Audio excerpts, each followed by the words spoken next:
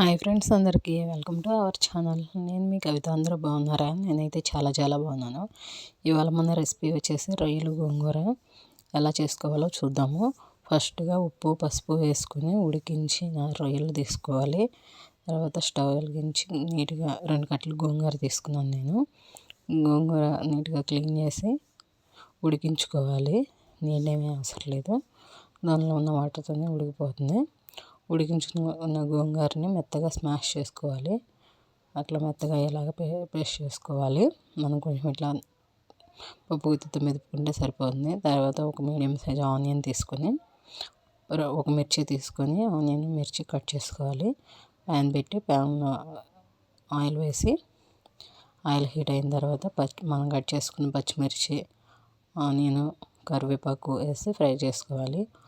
Onions fry అయిన తర్వాత ముందుగా ఉడికించి పెట్టుకున్న రొయ్యలు వేసుకొని రొయ్యలు బాగా ఫ్రై చేసుకోవాలి. బాగా ఫ్రై అయ్యేంత వరకు సాల్ట్ వేసుకోవాలి. టేస్ట్కి సరిపడా సాల్ట్ వేసుకొని ఫ్రై చేసుకోవాలి. సాల్ట్ క్లిప్ మిస్ అయింది నా దగ్గర. సాల్ట్ వేసుకుని చక్కగా ఫ్రై అయిపోయిన తర్వాత, బాగా ఫ్రై అయిన తర్వాత కారం 2 స్పూన్స్ వేసుకున్నాను. 3 స్పూన్స్ 2 స్పూన్స్ వేసుకున్నాను నేను. మీకు టేస్ట్ తగ్గట్టు సరి వేసుకోండి.